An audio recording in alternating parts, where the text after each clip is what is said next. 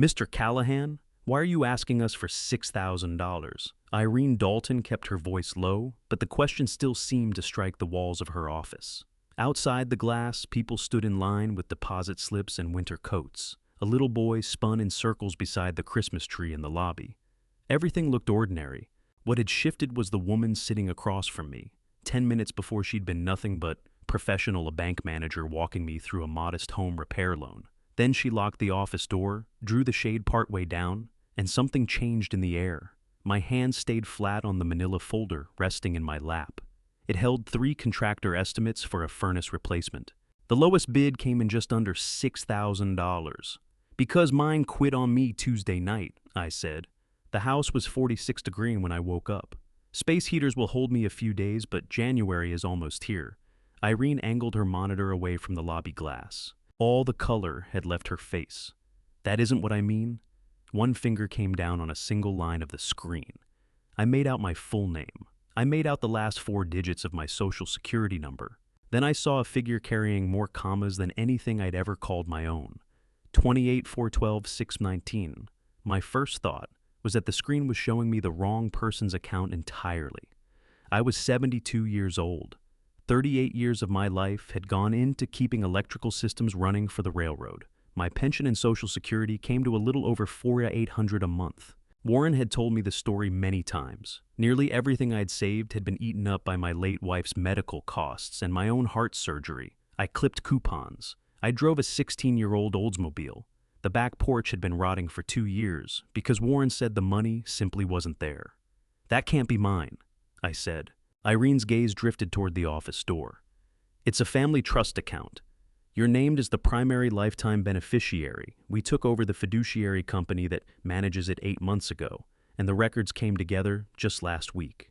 When I processed your loan application, your social security number pulled up the match. Who holds the reins on it? She paused. That pause said more to me than the balance ever could. My son, welcome back to His Hidden Revenge. I'm glad you're here with me today. If these stories of family loyalty and hard-won truth resonate with you, I'd be grateful if you'd subscribe and leave a like. It means more than you know. And while you're settling in, tell me what's the weather like where you are right now. Here the air has that same cold, quiet weight that was hanging over everything the morning Gerald's world changed. Before we begin a word, some elements of this story have been shaped for the audio experience, and any resemblance to specific real persons or events is coincidental. What matters is the truth at the heart of it. I asked. Irene nodded once. Warren Callahan is listed as acting distribution advisor under an incapacity provision. The correspondence address is his home in Glenfield. There is also a corporate co-trustee. I did not shout. I did not ask Irene to repeat the figure. I did not let my mind wander to yachts or a vacation house in Florida. I thought of Evelyn whispering to me from a hospital bed 9 years earlier, make sure the children don't let money turn them into strangers. I had believed that danger died along with the modest portfolio she left behind. I slid the loan estimates onto Irene's desk. Print everything you're legally allowed to give me. Mr. Callahan, there are restrictions, but as beneficiary you have a right to an accounting. Then start with that. Irene studied me for a moment. Do you have an attorney? Not anymore. Do you have somewhere safe to stay tonight? That question put a tightness behind my ribs. Why would I need somewhere safe? She rotated the screen further toward me and pointed to a recent entry. It was not a withdrawal. It was a notation from the trust department. Petition for permanent guardianship pending. Supporting documents received from Warren Callahan. The date was that morning. My son had gone to court asking a judge to declare me mentally incompetent on the very same day I walked into a bank and discovered the fortune he had concealed from me for 9 years. I closed the folder and rose from the chair. My knees held, though I could hear my pulse in my ears. Mrs. Dalton, please don't call my son. Bank policy may require our trust department to notify the acting advisor that you made this request. I'm not asking you to bend any rules. I buttoned my old coat. I'm asking you to follow them very carefully. For the first time, a trace of warmth returned to her face. I can do that. I reached the door, then glanced back at the impossible number still glowing on her screen. And please cancel the loan application. Irene almost smiled, but neither of us had anything to smile about. Mr. Callahan, she said, this account may be yours, but that doesn't mean the money is safe. I understand. I didn't. Not yet. But before the day was out, I would come to understand that Warren had not simply taken money. He had stolen my name, my choices, and 8 years of my life with my daughter. The 28 million was only the trail he had not been careful enough to erase. The temperature outside was 18 degrees. I sat in the Oldsmobile with the engine idling and watched people pass through the bank's revolving door. My first instinct was to call Warren. That instinct shamed me now, but years of habit had carved it deep. When the insurance company tangled up a claim, I called Warren. When a property tax notice looked off, I called Warren. When my debit card quit working at the grocery store, I called Warren and he explained that he had shifted money between accounts for my own protection. He was 45, well-dressed and patient when it suited him, very skilled at making assistance feel like love. 9 years earlier, after my bypass surgery, I came around to find him beside my hospital bed with a legal pad in his hand. "Don't worry about the bills, Dad," he said. "I'll handle everything until you're back on your feet." I had been grateful. Evelyn had died only 6 months before. Grief had turned ordinary tasks into walls. I could rebuild a signal cabinet in a blizzard, but I couldn't open an envelope addressed to both of us without losing the rest of the afternoon. Warren offered to take over the paperwork. I signed a temporary financial power of attorney while a nurse looked on. The document was supposed to expire after 90 days. After I recovered, Warren went right on helping. At first he showed me every statement. Then the paper statements stopped arriving. He said it had all moved online. When I asked for the passwords, he told me the sites were confusing and full of scams. That should have stung. Instead, I heard worry in his voice because I wanted to hear it. He started routing my pension into a household account and sending me a monthly sum for groceries and utilities. If I needed extra, I asked. He never used the word allowance, but that was exactly what it had become. "There isn't much left after Mom's care." He'd remind me whenever I brought up a repair. "We have to stretch what's there." Evelyn's final year had been costly. Insurance covered most of it, but not all. Warren produced spreadsheets, pharmacy costs, private nursing, physical therapy, legal fees. I never added the columns myself. A man can spend a lifetime teaching his children to be honest and still neglect to check whether the lesson took. My phone rang on the passenger seat. Warren. For one foolish moment, I wondered whether he already knew. I let it ring 4 times before I picked up. "That's hello." "Dad, where are you?" His voice was easy and bright. "I stopped by with Portia. Your car's gone." "I had errands." "In this weather?" "The roads are fine." A pause followed. Warren didn't care for answers he hadn't pre-approved. "Did you go to the pharmacy?" "Among other places." "What other places?" I looked across the lot toward Irene's shaded window. "Why do you ask?" He laughed, but it landed a beat too late. "Because your furnace is out and you're supposed to be resting. Portia found a retirement community with immediate availability, just until we sort things out." "I'm not moving into a retirement community." "Nobody's talking about permanent. It's respite care. I can sleep in my own home." "Dad, this stubbornness is exactly what concerns me." His voice dropped into the practiced register he used when others were listening. "You left the stove on last month." "I left a kettle going for 6 minutes. I was in the basement resetting the breaker." "That's what I mean. You always have an explanation." In the background, I heard Portia murmur something. Then Warren covered the phone. The sound went muffled, but I caught 2 words. "Bank and today." When he came back, the ease was gone. "Did you try to take out a loan?" There it was. "Who told you that?" "I get credit alerts. We agreed I'd monitor them." We had never agreed. He had simply done it. "The furnace needs replacing," I said. "I told you I'd handle it." "You told me there wasn't enough money." "There isn't enough money to hand $6,000 to the first contractor who frightens you." "I got 3 estimates." Silence. For years I had read his silences as patience. Sitting in that cold parking lot, I finally heard what they actually were. Calculation. "Which bank?" he asked. "Why does that matter?" "Dad." His tone sharpened. "Which bank?" I watched my own breath cloud the windshield. "I'll see you Sunday." "We're coming back tonight." "No." "The house is freezing." "Then come home and tell me where you are." "Warren, I'm 72 years old. I don't need your permission to run errands." "This isn't about permission. It's about your safety. Goodbye." I ended the call. My hand was trembling. I hated that. I pressed it flat against the steering wheel until it steadied. There was only one attorney who came to mind, and I hadn't spoken to him since Evelyn's funeral. Eugene Hartwell had handled her father's estate and drawn up our wills. He was a soft-spoken man, steel gray hair, with an old office above a pharmacy in downtown Dunmore. I found his number in my contacts, expecting to reach a receptionist. Eugene picked up himself. Hartwell and Pierce. Eugene, this is Gerald Callahan. He went so quiet I checked to see if the call had dropped. Gerald, he said at last. Where are you? In my car outside Harrow Valley Savings. Are you alone? That was the second time in 20 minutes someone had asked me that. Yes. Tell me exactly what happened.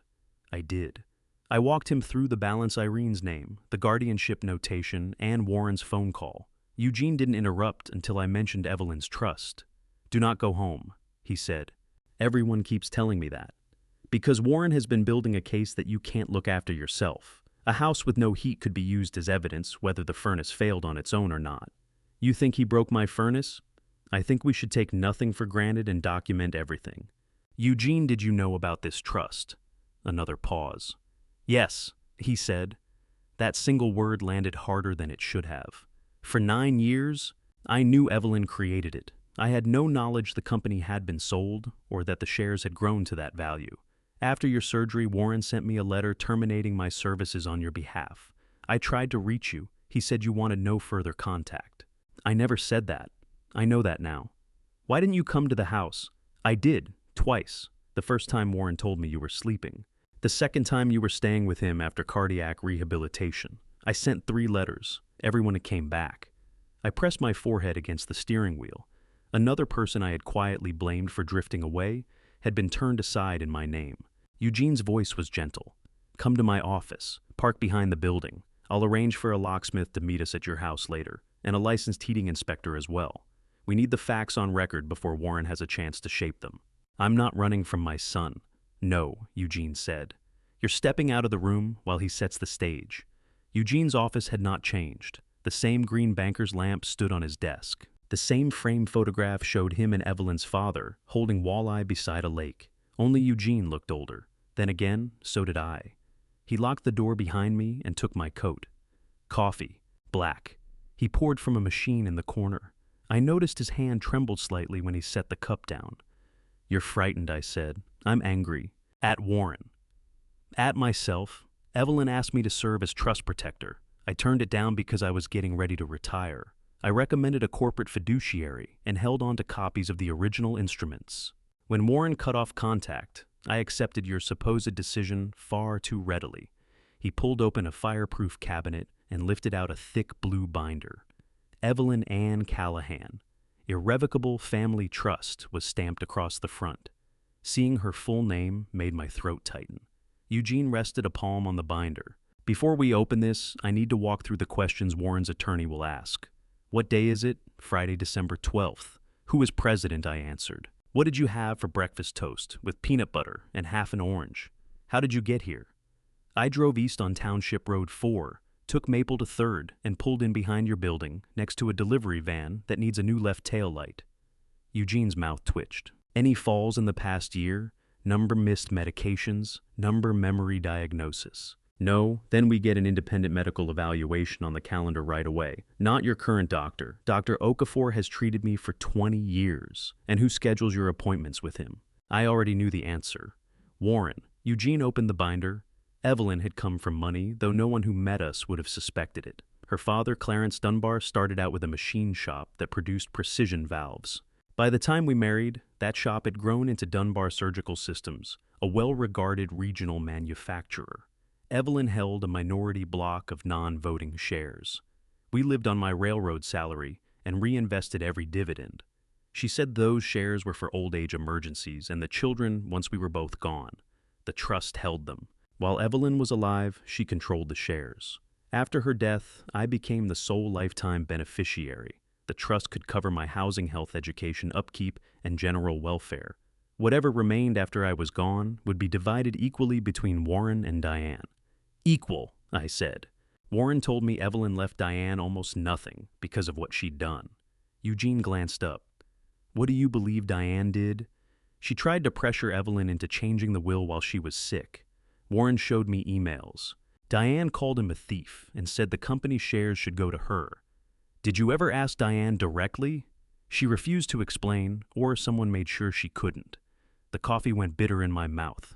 Eugene turned to the incapacity section. The corporate trustee could name a distribution advisor if two independent physicians certified that I lacked capacity. Warren was the first nominee. Diane was the second. Any advisor who concealed material information, acted in self-interest, or operated in bad faith would be removed and treated as having predeceased me for inheritance purposes.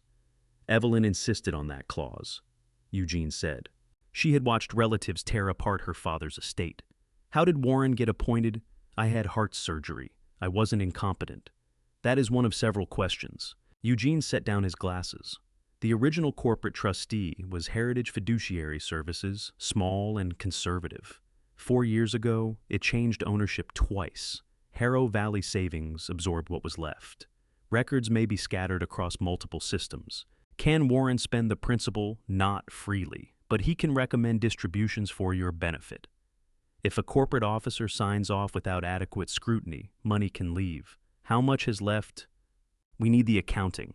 A sharp knock came at the office door. Eugene and I looked at each other. The knock came again. Gerald Callahan. A voice called from the hall. Eugene crossed to the window, overlooking the street, peered down, then came back. Process server. That was fast. Warren had this planned before today ever started.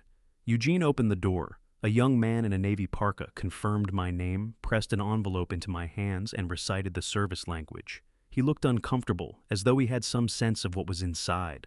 The petition ran 32 pages. Warren alleged that I suffered progressive cognitive impairment, financial confusion, paranoia, unsafe driving medication, errors, and inability to maintain my own home. He was asking for emergency temporary guardianship authority over my medical decisions and power to place me in supervised housing. Attached were photographs peeling paint on my back porch, a scorched kettle, a box of unopened mail, and the thermostat reading 46th. The thermostat photo had a timestamp from that morning. He was inside my house while I was at the bank, I said. Eugene took the page. You said Portia was with him. That's what he told me. Another attachment showed me in a hospital bed, confused after bypass surgery 9 years earlier.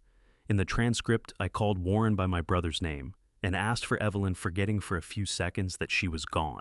I remembered that morning. I had tubes in my chest and morphine running through my veins. Warren had stood beside the bed with his phone held low. I assumed he was sending Diane an update. He kept that for 9 years, I whispered. Eugene's jaw went tight. The hearing is Monday morning. He's asking for an emergency order this afternoon with no notice to you, but service gives us grounds to respond. 3 days before, they can remove me from my house. They cannot simply remove you. The petition says otherwise, if a judge grants it. Will a judge? Eugene did not insult me with a reassuring lie. A 72-year-old widower living alone in a cold house, a video of post-operative confusion, and a son swearing the man is in danger. A judge may grant limited temporary authority until Monday. I looked again at the photograph of my thermostat. Warren had constructed his case out of the furniture of my own life while I thanked him for paying the bills. My phone buzzed with a text from Portia. We love you, Dad. Please don't make this harder than it has to be. Eugene read it over my shoulder. Don't respond. I want them to know I'm not afraid. They already know. That's why they move so fast. He called the courthouse, then a physician he trusted. While he was on the phone, I turned pages. The petition listed Diane's whereabouts as unknown. Warren claimed she had been estranged because of a history of financial exploitation. At the bottom, under interested parties, was an address in Millhaven. For 8 years, I had believed Diane was living somewhere in Colorado. She was 43 miles away.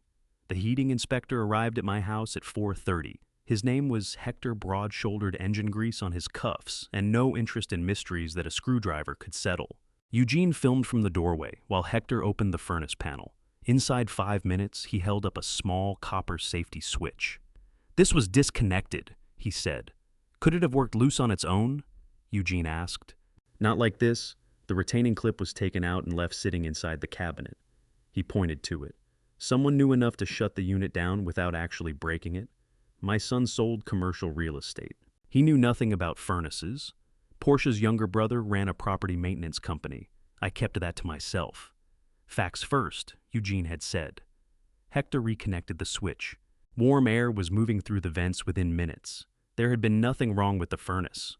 What do I owe you? I asked. $95 for the service call. It was the first honest bill I had seen all day. Eugene had a locksmith change every lock in the house. We photographed room by room, the stocked refrigerator, my labeled medication organizer, the clean stove, the folder where I stored paid utility receipts. The box of unopened mail and Warren's photograph had been pulled from the recycling bin. Nearly all of it was advertisements. On the kitchen table sat a cream envelope I had never put there. Crestview Senior Living was embossed across the front. Inside was an admission contract with a room held for Monday afternoon. The monthly fee was $8,700. The payment authorization named the Evelyn Callahan Trust. They intended to use my own money to lock me away. Eugene read through the contract. There's a non-refundable community fee of $25,000 already marked paid. Can the trust pay that without notifying me? Apparently it already had. I lowered myself into Evelyn's chair. She had picked out the oak kitchen table when Warren was 9 and Diane was 6. The children did their homework there. Evelyn rolled pie crust there. After she got sick, we would sit there together at night and pretend not to be scared. The house was nothing grand. A 2-story craftsman with green shutters and a porch I'd rebuilt with my own hands. Evelyn used her first large dividend check to pay off the mortgage. She called it the safest investment we would ever make.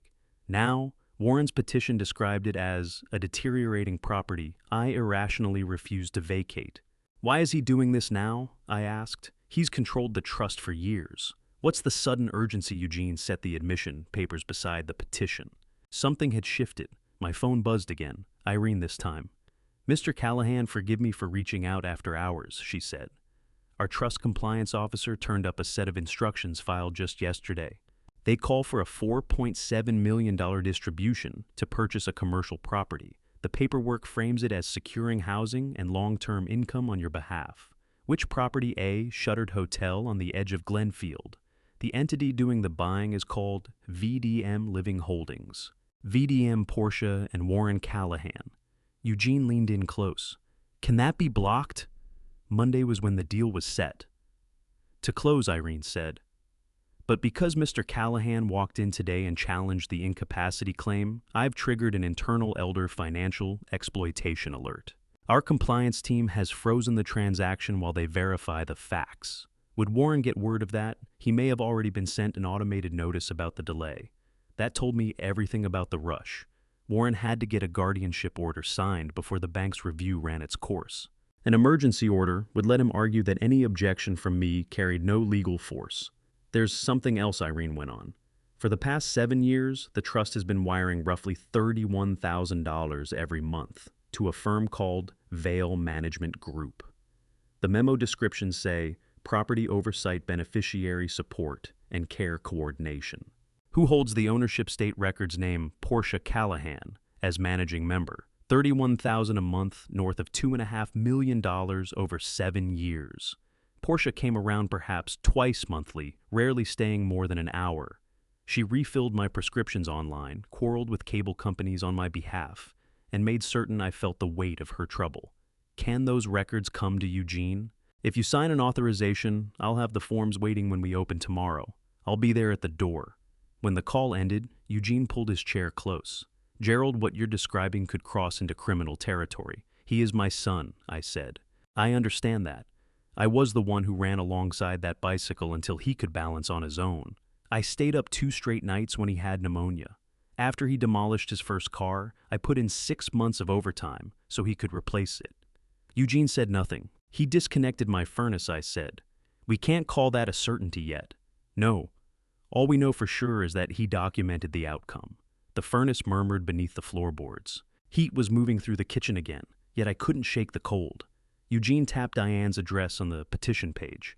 Should I reach out to her? My mind went to Diane at 28 standing on the front porch the afternoon of Evelyn's funeral, eyes red and swollen. Warren positioned himself just behind me, his hand resting on my shoulder, while I faced her and said I'd read the emails. I told her I was done with lies. Dad, please let me show you, she kept saying. The door closed between us. I didn't see her again after that. No, I said. Then I walked it back. I have to do it myself. Tonight, if she'll have me. Eugene studied the dark pane of the window.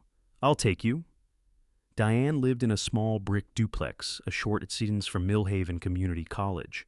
A paper wreath hung in the front window. A green sedan sat in the drive, a child's bicycle propped against the side of the garage. I didn't realize she had a child, I said. Eugene switched off the headlights. One boy, Eli, 7 years old. I turned and looked at him. You knew this? She phoned me after he arrived. She wanted to know if you'd accept a photograph if she sent one. And did she? She did. Nothing ever reached me. Eugene kept his eyes on the house. I don't doubt that. The porch light flicked on before we made it to the steps. A small face materialized at the glass, took one look at two gray-haired men, and vanished. A moment later, Diane opened the door. She was 48. My mind had kept her frozen at 40. The dark hair was cropped now silver, working its way in near the temples. She had Evelyn's eyes. Nobody spoke. Dad. I'd turned sentences over in my head the whole drive there. Not one of them held up against that single word. I was wrong, I said. Her fingers went white on the doorframe. I was wrong about you, I went on. I can't tell you the full measure of it yet, but enough to know I should have been standing here years ago. Her gaze moved past me to Eugene. What's happened? Warren has filed for guardianship, Eugene said. Gerald found a trust. The color drained straight from her face. She drew us inside and turned the lock. Eli hovered at the end of the hall. Diane knelt toward him. Eli, this man is my father. Your grandfather. Eli looked me over with the frank interest only a 7-year-old can manage. The trained grandpa, something in my chest stopped and restarted. You told him about me. Her eyes glistened. I told him the good parts. He patted toward me. He wore rocket ship pajamas and held a model locomotive with one wheel missing. Mom says you can fix anything on a train. Most things, I said. The words split on the way out. He pressed the locomotive into my hands the way a child does when the gesture says everything words can't. Diane guided him upstairs with a promise to check on him shortly. Then she brought us through to a narrow dining room. One end of the table was buried in paperwork, bank statements, email, printouts, certified mail receipts, photographs all sorted into labeled folders. You held on to all of this, Eugene said quietly. I always knew he'd push it too far eventually. She still wasn't looking at me. What I didn't know was whether Dad would be around to see it. I had earned that sentence. I didn't try to deflect it. She drew out a red folder and dealt several emails onto the table in front of me. The topmost appeared to originate from her, addressed to Warren, dated 2 weeks before Evelyn passed. Mom isn't thinking clearly. Get Dad out of the room and make her sign the shares over to me. He'll waste everything if we let him. That was the one Warren had put in my hands at the funeral. Diane set a second page alongside it. This came from my actual sent folder, authenticated by the email provider during the first investigation. Warren Mom is scared and heavily medicated. Stop pushing her to sign things. Dad needs to be in that room, and Eugene should go over every document before anything is touched. The shares don't matter to me. What matters is that nobody corners her into something. Same timestamp. The text was nearly word for word, except 2 characters had been swapped out. He doctored it, I said. He built a look-alike address and routed the tampered version back to himself. 3 separate emails all handled the same way. Why didn't you bring this to me? Then Diane's composure gave way. I tried to. She produced a certified envelope bearing a refused stamp. My address filled the to line. Warren's hand had written return to sender across the front. Recipient declines. A second envelope had gone to the rehabilitation center while I was recovering from surgery. It bounced back marked patient discharged, even though I was still a resident there for 12 more days after the date on the stamp. She laid out phone records. 47 attempted calls in 6 months, the great majority cut off inside 5 seconds. Warren had quietly added her number to the blocked list on the mobile account he ran in my name. I showed up at your house 4 separate times, she said. The first time Portia answered and told me you were resting. 2 other times I got no response at all. On my last visit, Warren was standing in the driveway before I even reached the door. He told me that if I ever came back, you'd phone the police. So, why did you stop trying? The fury behind her eyes slowly softened into something worn thin. Because I was carrying a baby dad. My marriage had just come apart. I was holding down 2 jobs, and each time I managed to get close to you, Warren made me pay for it. He went to my employer with a story about me stealing from an elderly person. He called my landlord. He spread word among Evelyn's family that I had a drug problem. I never gave that story any credence, I said. But you gave it enough. My gaze dropped to my own hands on the table. Yes, The house sat quiet around us, just the low rhythm of the furnace and the occasional thud of Eli's feet overhead. "I need to understand what happened with the trust," I said. Diane folded her hands. "Roughly 3 months after your surgery, a notice arrived naming Warren as temporary distribution advisor. I challenged it because the trust language required certification from 2 independent physicians. One letter came from your cardiologist. The second claimed to be from a neurologist. I rang that neurologist's office myself. You had never been their patient." "Did Heritage know about your challenge?" Eugene asked. "I sent them the full package. Their compliance officer launched a review. Within 2 weeks she was gone, let go in a merger." Warren then told the incoming officer that I was a disgruntled heir trying to grab control, and he handed over the manipulated emails to back up the story. "Why not take it to court?" I asked. "With what resources?" Warren held Evelyn's estate lawyers, the trust company's ear, and a statement he claimed bore your signature saying you wanted me kept away from your finances and medical affairs entirely. My signature was never on anything like that. Diane lifted the cover of another folder. A single typed page lay inside my name at the top.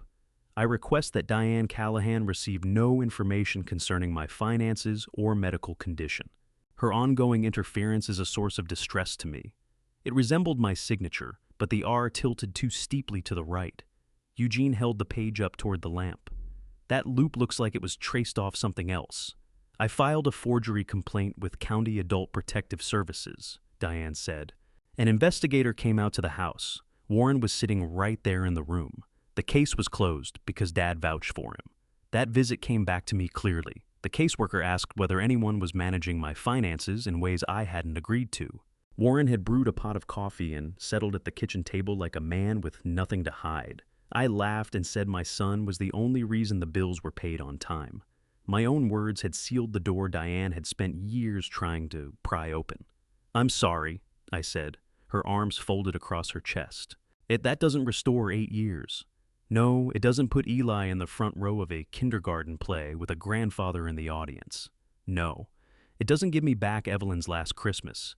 You made me leave before dessert because Warren said I was upsetting her." I closed my eyes. Evelyn had asked where Diane had gone. I told her Diane had chosen work over family. Evelyn turned her face toward the window and didn't say another word that evening.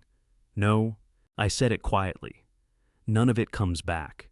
Diane's voice eased, but only by a degree. "Then what are you doing here?"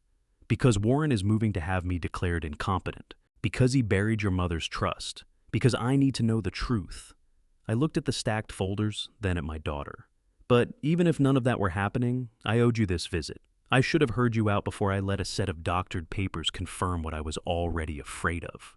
"What were you afraid of?" "That once your mother was gone, there'd be no family left, if I didn't hold tight to the child who stayed nearest." Diane looked away. "So you chose the one who made you helpless," I said. "And you turned your back on the one who wanted you to stand on your own." A long silence followed. Then Eli appeared in the doorway, locomotive in hand. "Can you fix the wheel now?" Diane wiped at her cheek. "Not right now, sweetheart." I held out my palm. "Let me have a look." He brought it over. The plastic axle had jumped its groove. I used the tip of Eugene's pocket knife to nudge it back into place. Eli rolled it across the table. The wheels turned cleanly. His face broke into a grin. "Mom was right." Diane looked at me, grief in her expression, but something more guarded underneath it. "You can stay for coffee," she said. "Then we get to work." We worked until nearly midnight. Diane had spent years collecting pieces of the picture, but she'd never had a full trust accounting in front of her. Irene's records began closing those gaps the following morning. Eugene, Diane, and I were waiting at the bank before the lobby unlocked. A security guard walked us through a side entrance and up to a conference room on the second floor. Irene had brought in the bank's trust compliance officer, a measured man who introduced himself, apologized for what he wasn't yet at liberty to discuss, and then said something that earned my respect. "Our acquisition doesn't wipe out our responsibility," he said. "Where predecessor institutions fell short, we step in to fix it." 3 binders went onto the table. The first traced the trust's growth. When Evelyn died, the Dunbar Surgical shares were valued at roughly $3.2 million. 2 years on a global medical manufacturer bought the company. The proceeds, cash and stock, flowed into the trust. Sound investment choices and a favorable market handled the rest. At its peak, the account held north of $31 million. The second binder laid out distributions. The trust had properly covered my medical insurance premiums, property taxes, and a handful of household bills. But those routine costs sat buried beneath charges I had never laid eyes on. Vale Management Group had pulled in $264,000 in total fees. VDM Living Holdings collected $900,000 as an advance on a housing development. A dealership in Glenfield received $138,000 for 2 vehicles described as beneficiary transportation. I had ridden in neither of them. A private club invoiced $84,000 in membership dues under the heading of social wellness. Luxury travel appeared under family-supported respite. While I was home reheating soup, Warren and Portia flew to Italy, Costa Rica, and a resort in the Bahamas, all of it charged against money justified as my care. The third binder held advisor certifications. Each quarter, Warren had signed a statement swearing that every distribution served my welfare, and that no conflict of interest existed. My son's name appeared on 87 of those attestations. I turned every page. The anger in me wanted to look away, but anger had already taken enough from me. I owed it to myself to see the full extent of what he had chosen to do. "How much did they take in total?" I asked. The compliance officer folded his hands on the table. Payments flowing directly to entities tied to Warren or Portia come to at least $3.7 million. That figure leaves out transactions still under review. The proposed $4.7 million deal did not go through. "Why did the corporate trustee sign off on any of it?" Diane asked. Documentation presented to the trust stated that Mr. Callahan was incapacitated and living under his son's full-time care. Vale filed monthly care reports. Irene slid one toward me. The report described meal preparation, bathing assistance rides to medical appointments, home safety checks, and daily cognitive exercises. According to Portia's filings, I needed help getting dressed and couldn't safely be left on my own for more than 2 hours. On many of the dates on that list, she had never set foot in my house. "Who was responsible for verifying any of this?" Eugene asked. A trust officer named Clifford Ostrowski signed off on the majority of distributions. He departed the predecessor company 18 months ago.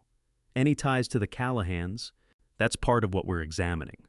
Diane pointed to a line in one of the reports. "It says Dad moved into Warren's house in March 8 years ago.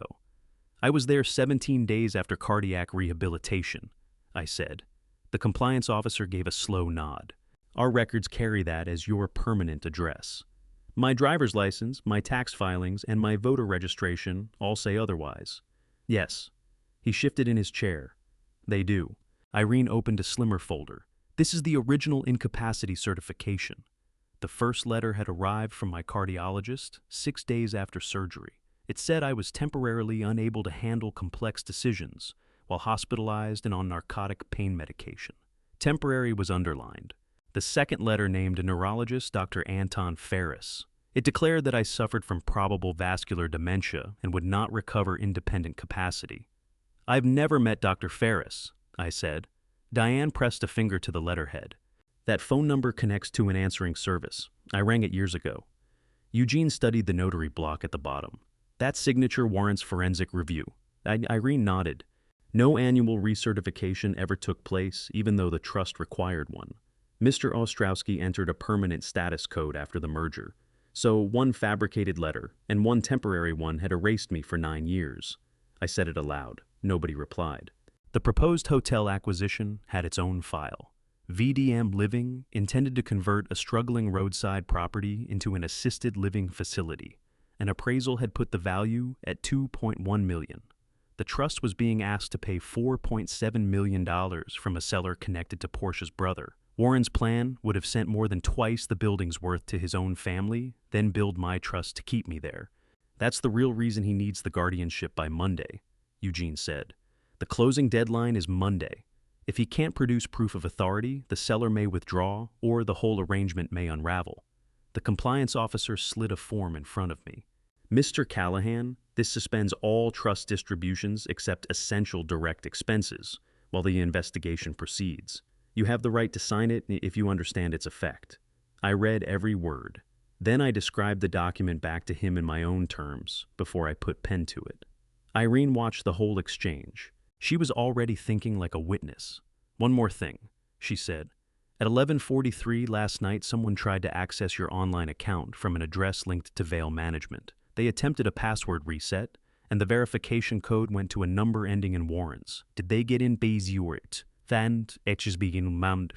No, we killed electronic access after your fraud alert was filed. My phone vibrated against the table. Warren had sent 6 messages. Dad, I can see you're not thinking straight. Eugene is working against your interests. Diane has always had her eye on your mother's money. Come home and we'll talk through this privately. You're putting everyone at risk. If you love us, don't do anything before Sunday dinner. The final message sat on the screen longest. If you love us. Warren had learned to use love as a ledger, and he was always the one holding the pen. There is no Sunday dinner, Diane said after she'd read them. I slipped the phone into my pocket. There will be. Eugene's brow tightened. Gerald. He wants me at his table because he believes sitting at the head of it makes him look like a devoted son rather than an advisor who stole from the person he was meant to protect. Let him keep thinking it works. That's dangerous ground. Then we make it useful ground. Diane studied me. You want to hear him talk? For 9 years, other people have been doing all the talking for me. I looked at the binders spread across the table. I want to know what he says when he's still convinced he's in control. Eugene came across a sealed envelope tucked into the back of the trust binder. It had no legal standing. Evelyn had labeled it Guidance for My Family and directed the trustee to send copies after her death. Heritage's file showed it had been forwarded to Warren's address while I was in rehabilitation. No copy had ever reached Diane or me. Eugene asked whether I'd like him to read it out. I'll do it. Evelyn's handwriting had always run slightly left-leaning, as though every word was reluctant to be rushed. My dear Ray, if you are reading this, then I have left you with the one task I most wanted to share growing old. I am sorry. I know you will be tempted to give the children whatever they ask, because generosity feels easier than loneliness. Please remember that our love was never measured by what we surrendered. It was measured by what we built together. The shares in this trust came from my father, but their purpose belongs to us. Use them to live freely, repair the house, go wherever you like. That fishing boat you spent years pretending to have no interest in, buy it. Give to the children in ways that build them up, not in ways that teach them to reach into your pockets. Warren has drive and a natural ease with people. Diane has backbone and a tongue that moves faster than her judgment. My love for them is equal. My willingness to let either one govern the other is not. If one starts working on you against the other, halt it and put them both in the room. Suspicion takes hold wherever a family won't speak face to face. The conditions I've written in are there because grief strips people of their defenses and undefended people are easy to steer. If anyone claims you've lost the right to speak for yourself, I want your own voice heard first, loudly, directly, with no go-between. Above all else, Ray, don't let quiet pass for peace. Our marriage became good because you stopped swallowing your objections. Don't stop now. Fight for the life that's yours. All my love, always, Evelyn. I set the pages down, folded them along the lines worn into the paper, and didn't move. Diane had turned to face the window. Eugene slid his glasses off and buffed them on his sleeve, though there was nothing to clean. She really saw us, Diane said quietly, more clearly than we ever saw ourselves. The second page was addressed to the trustee. Evelyn asked that someone independent of any family member meet with me in person each year whenever an incapacity advisor was involved. It wasn't legally binding, but Heritage had honored it once a trust officer came during my rehabilitation. Warren was already in the room and handled most of the questions himself. The officer's notes described me as cooperative and well-supported. After the merger, no one came again. Around midday, Eugene took me to a geriatric specialist at the university hospital, someone with no family connections. The appointment ran nearly 3 hours. Memory tests, reasoning exercises, a medication review, a driving safety interview. I went through all of it. The doctor had me pull 5 words back from memory, sketch a clock, explain how bank interest works, and lay out the trust dispute in my own words. When he was done, he set his hands together on the desk. Mr. Callahan, there's some normal age-related slowing and mild trouble with delayed recall. You don't come close to meeting the bar for dementia or impaired capacity. Say that in language a judge will follow. He smiled. I intend to. What about the video taken right after his surgery? Eugene asked. Post-operative delirium is routine, especially after cardiac work. A clip of a sedated patient tells you nothing reliable about mental capacity 9 years on. The written report would be ready Sunday morning. We got back to Eugene's office to find a courier had already been there, an envelope from Warren's attorney. It ordered me to break off all contact with the bank, surrender my car keys, and submit to a psychiatric evaluation by a doctor of Warren's choosing. It also put Eugene on notice that continuing to communicate with me could be framed as undue influence. Eugene read it through twice. What he's doing is turning everyone in your corner into evidence that your strings are being pulled. Can he make that stick? He can make the argument. Judges in contested guardianship cases hear it all the time. Diane had been moving back and forth along the bookcase. Then the bank manager, the inspector, and the doctor all have to take the stand. In time, Eugene said. Monday could be limited. The judge may only rule on whether short-term protection is warranted while the bigger case moves forward. What if she names Warren as guardian? I asked. We push for a neutral professional, but even a neutral limits what you can decide, and Warren will use every day of delay to lean on the bank. That's the situation. My phone lit up. Portia. Eugene nodded and I answered on speaker. Gerald. Her voice came through soft and unsteady. Thank God. We had no idea where you were. I'm all right. Warren said Diane had taken you somewhere. You know she can't be trusted around you. Diane stopped moving. What makes her untrustworthy? I asked. Her history, the accusations she made, the way she put Evelyn through the ringer. Give me specifics. Portia paused. This is exactly the pattern the doctors described. When something agitates you, you lock onto it. Which doctors? Gerald, please. We love you. Then pull the petition. A shaky breath on the line. We can't do that. Not while you're making financial moves you clearly don't understand. Moves like blocking a hotel purchase for $4.7 million silence. When Portia spoke again, the softness had vanished entirely. Who told you about that?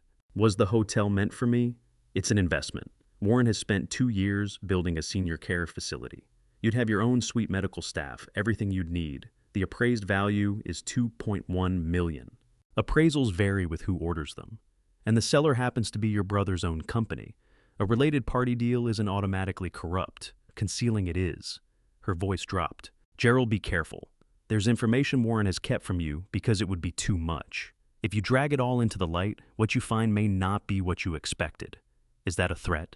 It's concern. It always is. I ended the call. Eugene backed up the recording. State law permitted one party to a conversation to record it without disclosure. That party was me. Diane looked shaken. She knew exactly which buttons to press with you. I taught her which ones worked. What do you mean? Every time she said she was worried about me, I stopped asking questions. I was trying to be a considerate father-in-law. After Evelyn was gone, I was simply glad to be kept in. I thought of every gathering Portia had organized, every table she'd reserved, every birthday gift chosen, with a card signed from all of us. I'd taken her for someone admirably efficient. Now I started counting the dinners I might have paid for without ever knowing it. Eugene lifted Evelyn's letter. There's a provision with Real Force Article 11. Any advisor who operates dishonestly hides the trust's existence from its beneficiary or draws on trust assets for personal gain gets removed. If that advisor also stands to inherit under the trust, the law treats them as having died before you. Warren gets nothing. Well, nothing from this trust. Correct. But due process comes first. The corporate trustee or a court must make the finding. Does Warren know about that clause? He was given the full instrument. Diane shook her head. He probably figures no one can establish what was in his mind. Every disbursement is labeled Dad's care.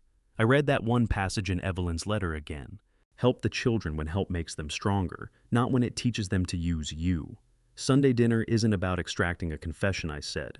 It's about making him account for why the truth stayed buried. Eugene understood at once.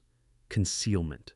87 signed certifications document the money. I need his own words to document the choice. Warren's house sat on a private lane above the Glenfield golf course, limestone columns, a heated driveway windows that could have belonged to a chapel. He had once described the mortgage as a weight on him, and I'd handed him $40,000 from what I believed was my last investment account toward the down payment.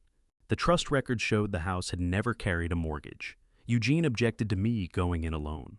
Diane objected more forcefully. We reached a middle ground. I wore a small recording device tucked inside my shirt. Eugene sat at a diner 6 minutes from the house. Diane stayed home with Eli. If my call hadn't come by 8:30, Eugene would drive over. I pulled up at 6:00. Portia had the door open before my hand reached the bell. She wore a cream sweater and the look of someone running on obligation. "Oh, Gerald." She pulled me into an embrace. Her hand passed over my back near where the device sat, but it was too slim to register through my coat. "Come in, you must be cold." Warren was at the fireplace. Same bearing he'd carried at 35, composed, assured, the kind of face that makes people want to extend credit. My preferred bourbon sat open on the bar. "Dad." He crossed toward me carefully, the way you'd approach something skittish. "Glad you could make it? You wanted to talk." "I've been leaving messages." "I'm aware." His eyes moved to the driveway. "Did Diane drop you off?" "I drove myself." Something shifted behind the smile. "If the petition goes through, your license could be pulled for a time. Then I'll make use of it while it lasts." Portia's laugh arrived a beat early. No legal talk before dinner. 3-place settings laid with Evelyn's silver candlesticks. I hadn't seen those since her funeral.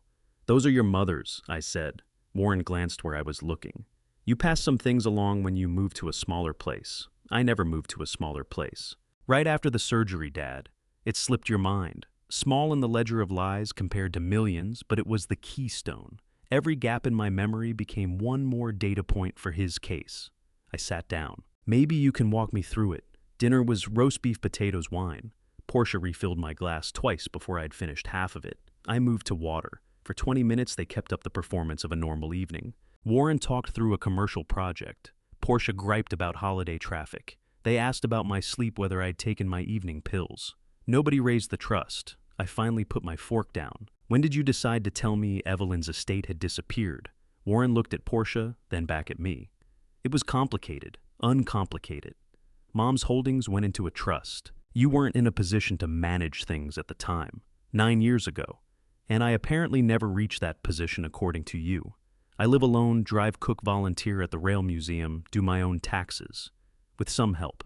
Whose idea was the $31,000 monthly fee paid to Portia's company? Portia's face went flat. Warren laid one hand over hers. "Vale coordinates your care," he said. "Name 3 things it actually did for me last month." "This isn't an audit. It is at my table." Warren leaned back in his chair. "This is our table." And there it was. Not anger, possession. I held the silence and let it work. "When did you decide the truth was no longer something I was owed?" "Dad, you fell apart after Mom died." Mail piled up. "You phoned me in tears at all hours. I was in grief. You were non-functional. For how long did that justify anything?" He pressed his palm to his forehead. "That's exactly why we kept the balance from you. Numbers become a fixation. You'd have started distributing the money. To whom? Diane to begin with. That trust is split equally between both of you when I'm gone. On paper." He said it like it explained something. Portia cut in. "Diane walked away from you. Warren surrendered years of his life at $31,000 a month. Do you have any idea what that level of care actually costs?" Her voice went sharp. "Do you know the volume of appointments, crises, and middle-of-the-night calls we absorbed? I had 3 medical visits last year. 2 of them I arranged myself." Warren's voice dropped. "That's enough." "No," I said. "We're not finished. Did you tamper with Diane's emails?" His eyes came straight to mine. "She's working against you." "Did you have her number blocked?" "She wouldn't leave you alone." "Did you put a letter under my name telling Eugene to stay away?" "You asked me to handle it. Did I?" Something in Warren gave way for the first time. His hand came down hard on the table. Silverware rattled. "You begged me to make it stop," he said. "Mom was gone. You were useless to everyone. Diane was threatening to sue. The bills never ended. I kept everything from collapsing while you sat in that house talking to a dead woman." Those words settled and stayed. I had spoken to Evelyn after she passed. Sometimes I still did. Grief wasn't evidence of a broken mind. It was evidence of having loved someone deeply. "What you did was lie," I said. Warren rose and crossed to the fireplace. "I made necessary decisions. Somebody had to. But when I recovered, you never gave it back. According to a neurologist I never encountered." His back stiffened. "Dr. Ferris," I said. "Does that name mean anything to you?" Portia stood. "This is over." "Sit down," Warren told her. She held the look, then settled back into her chair. Warren turned to me. "The trust company required documentation beyond what we had. The cardiologist's letter wasn't sufficient. Where did the second letter originate? A consultant arranged an assessment. There was no assessment. You have no memory of it. How convenient. His face colored. Do you think the bank hands over $28 million to a man who came in asking about a furnace loan? There'll be hearings, expert witnesses, years in court. Everything unusual about your behavior goes public. Every name you blanked on. Every time you got disoriented. Every word you spoke to Mom after her funeral. You put a recorder in my hospital room. I documented your condition. You were already scheming. I was protecting this family. I took in the vast room, imported stone, heavy furnishings, Evelyn's candlesticks on the sideboard. You protected it very well for yourself. Portia pulled a folder from the vacant chair beside her. There's a way through this that doesn't leave anyone hurt. 4 documents inside. The first placed me voluntarily into Crestview Senior Living. The second named Warren as my permanent financial agent. The third cleared Vale management of all claims. The fourth directed the bank to approve the hotel investment. You brought me here to sign these, I said. We brought you here to keep you out of a courtroom, Portia replied. Warren moved close and lowered his voice. A court-appointed guardian means a stranger controls your life. Legal fees will bleed the trust dry. Diane won't quit until nothing remains. Sign tonight, and the only thing that changes is you move somewhere comfortable. Nothing changes, I said back to him. You'll have the finest suite at Crestview. We'll come every week. Currently, you come twice a month. Because you're difficult. He said it quietly. The softness made it worse. I picked up a pen. Warren and Portia exchanged a look. I have one condition, I said. The trust pays Diane 200,000 oysters to drop her challenge. Warren's face eased with relief.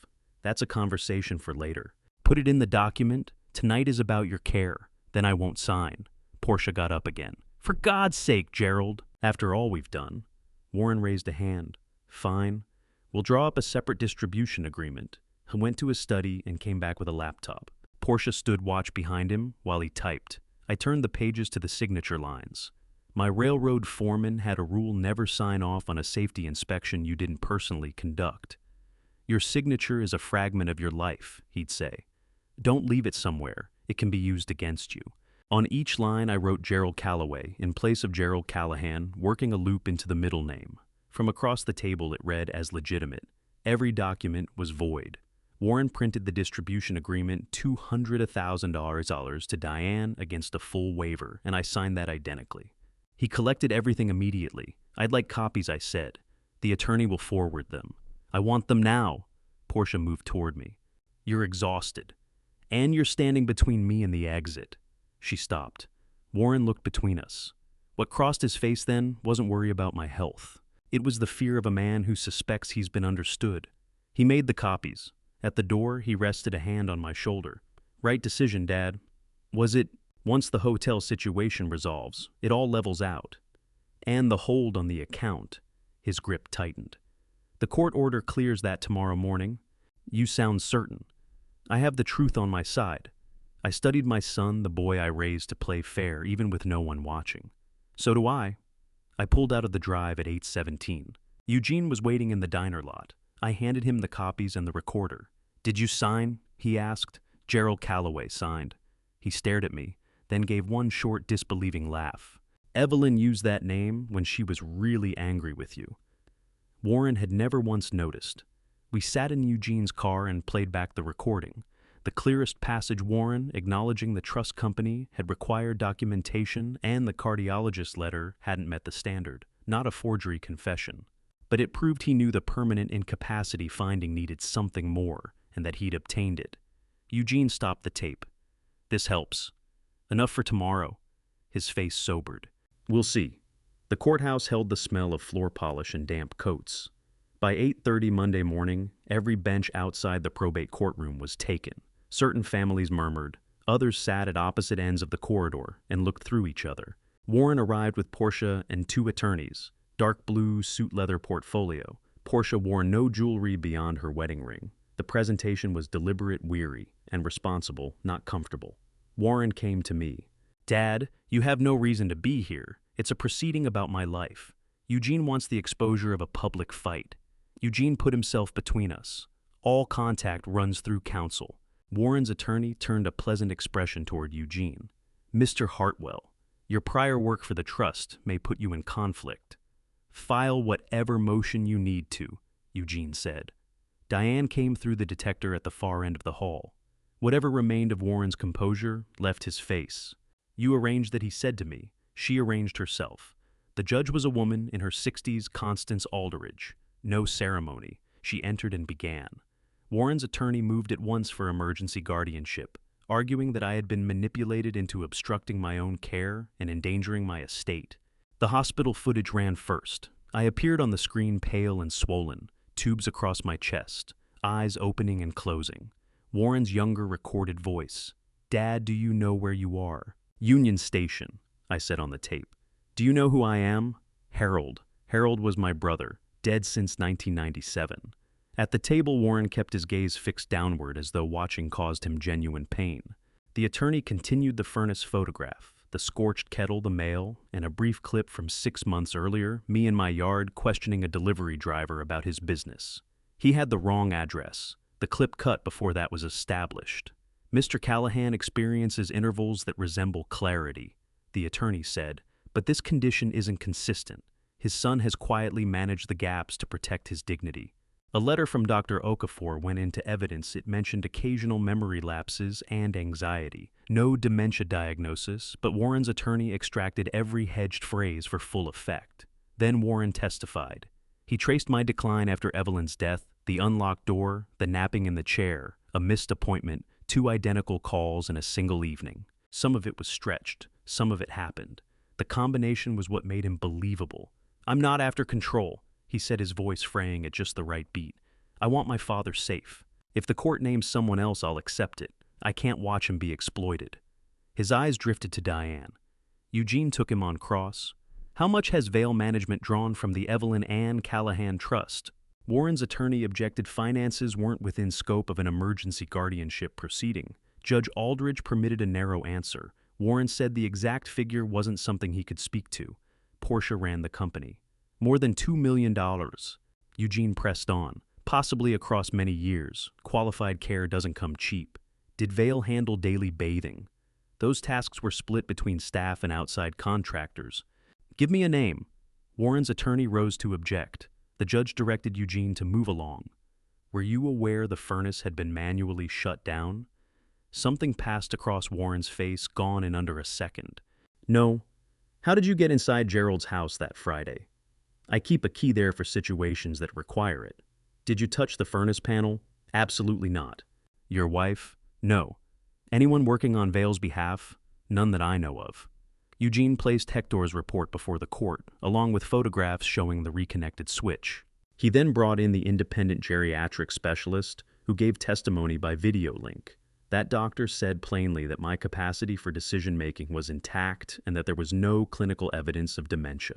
Warren's attorney went after the evaluation, too brief, he said, and argued that a capable person can mask cognitive decline when put through structured tests.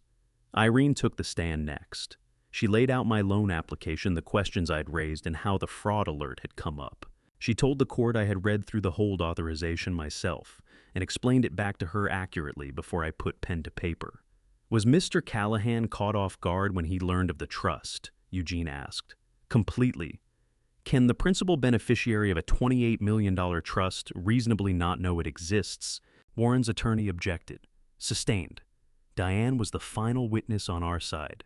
She walked the court through the forged emails and the way contact had been cut off. Warren's attorney worked to frame her as a bitter daughter, angling for an inheritance. He put up an old message she had written. If Warren gets away with this, I will see him in court even if it takes everything. You were after control of the trust, weren't you? He pressed. No. You hold the alternate advisor position. I requested that the corporate trustee bring in an outside professional. But you stand to inherit when your father is gone. Diane glanced at me before she spoke. I was afraid my father would die, thinking I had turned on my mother. I needed that falsehood put to rest. The trust's value, $28 million, I didn't learn that until Saturday. The judge called a break. We sat in a small room off the corridor. Eugene told me not to expect too much emergency hearings tilt toward keeping things as they are. She may leave the status quo intact. Right now the status quo is Warren in control of me. I know. Judge Aldridge was measured when court resumed. She acknowledged strong evidence that I currently had capacity, but she was also troubled by what she saw contradictions in the medical record, competing family claims, and a trust of considerable size pulling in different directions. Warren's bid for permanent authority was denied. In its place, she named a temporary professional guardian for 14 days whose scope was confined to major medical and residential decisions. No one, myself included, could alter my living situation, dispose of property, or authorize trust distributions over $10,000 before a full hearing. That ruling meant I would not be going to Crestview Senior Living. It also preserved the $4.7 million. But a stranger now stood between me and my own judgment. Warren's disappointment lasted only a beat. His attorney murmured something, and the tension drained from Warren's face. The judge had left him in place as distribution advisor. That question was sent to the trust division for its own proceeding. In the corridor outside, Warren caught up with me near the elevator. "Look at what Diane has done. You have a stranger running your life now for the moment. 14 days is plenty of time to wreck everything. The hotel deal falls apart. Investors come after us. Us." He caught the slip. "The trust. That's what I meant." When the elevator arrived, he continued.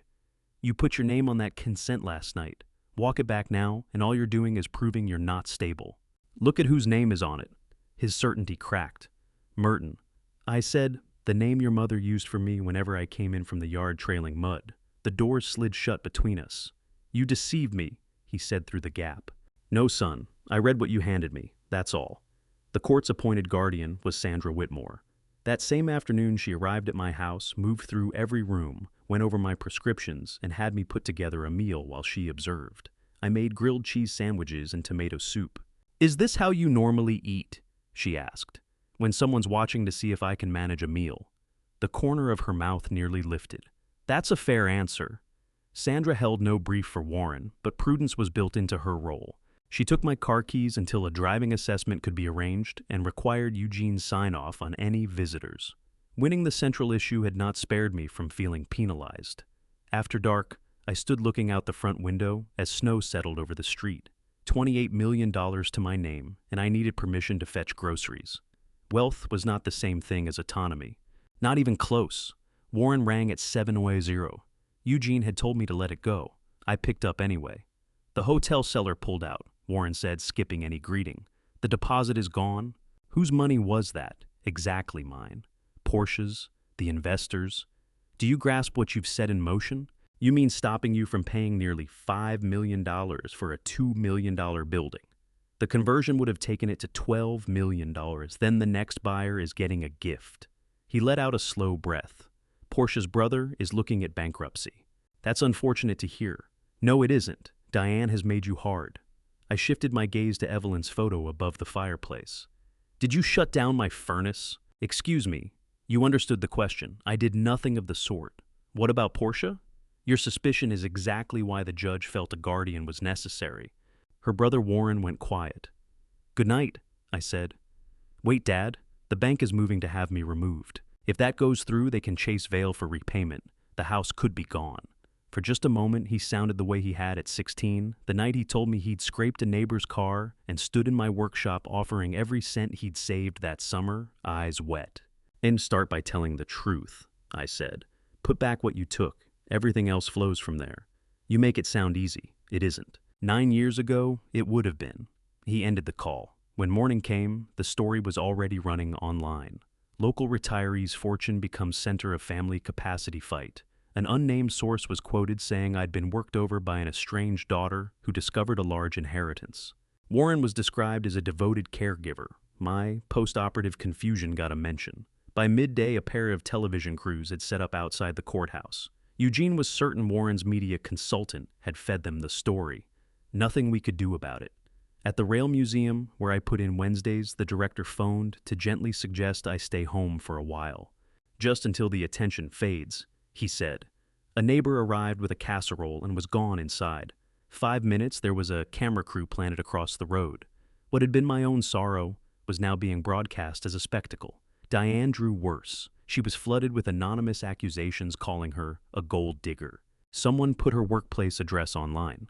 Millhaven Community College moved her to paid leave, pending review of whether the coverage compromised her ability to serve as a counselor.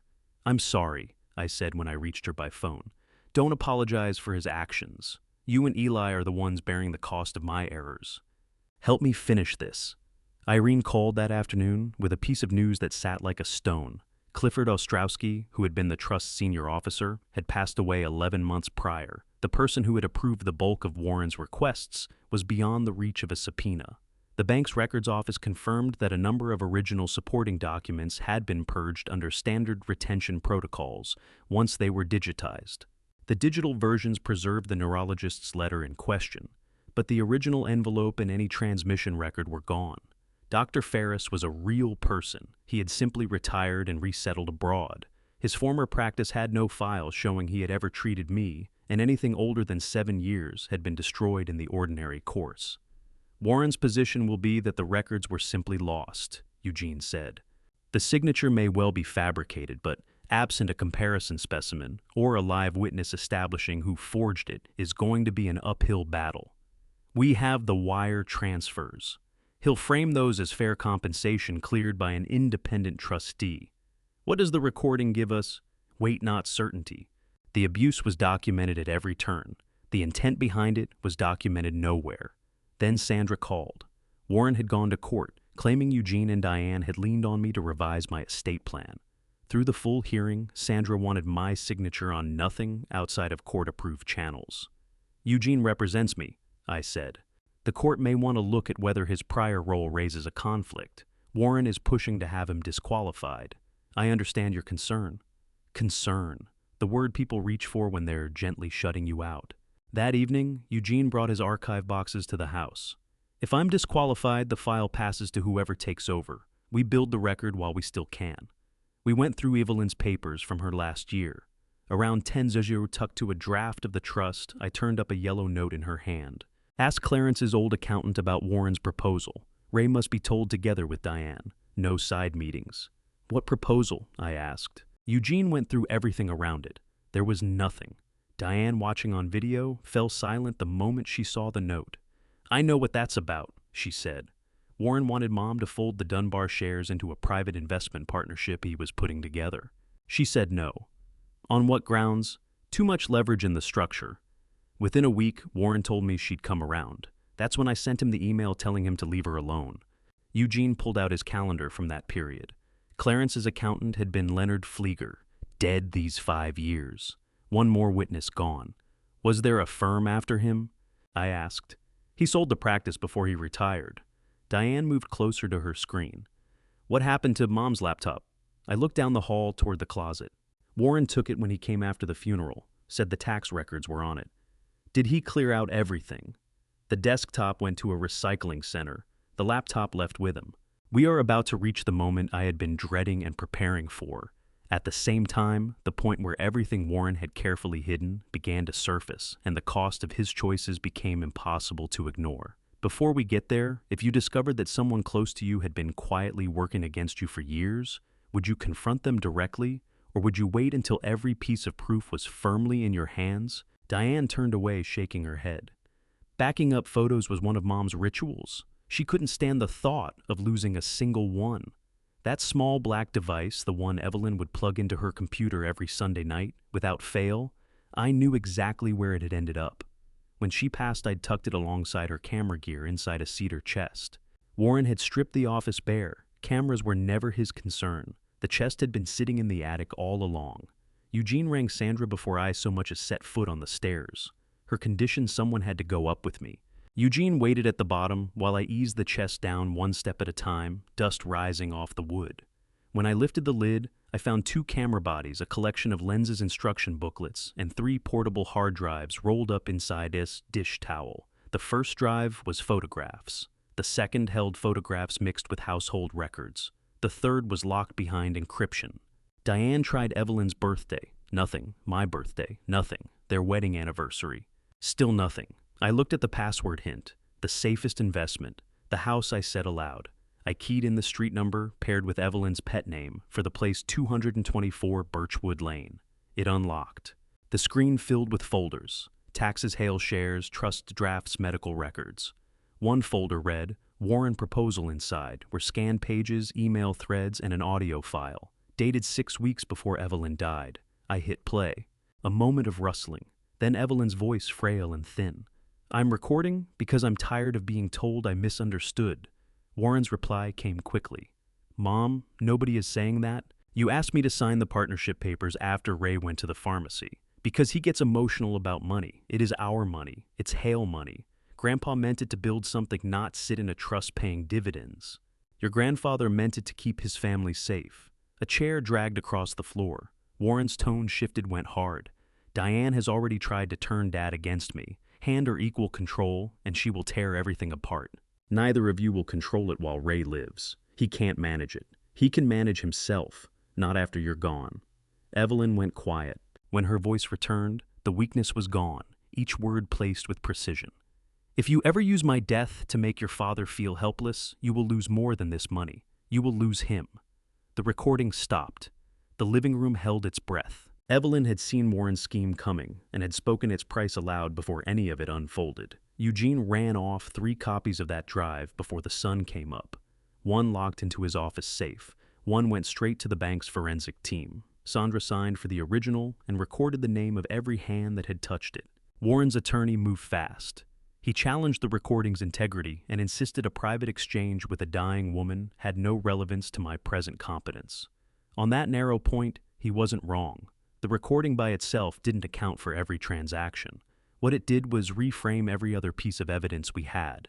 Long before Evelyn was gone, Warren had been making the case that I lacked the capacity to oversee the trust. He had pushed to redirect the Hale shares into a partnership under his thumb.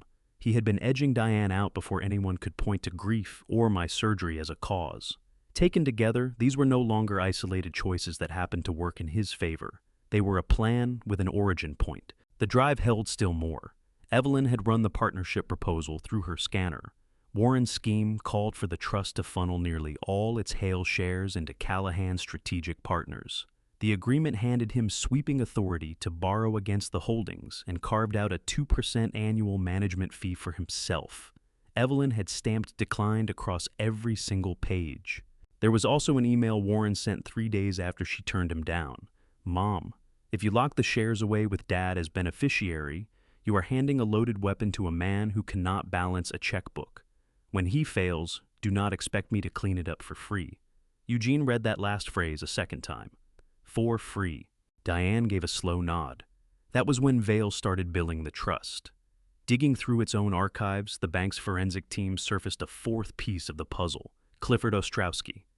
The trust officer, now dead, had greenlit the first Vale contract, after pocketing what he logged as a business development loan from VDM Holdings.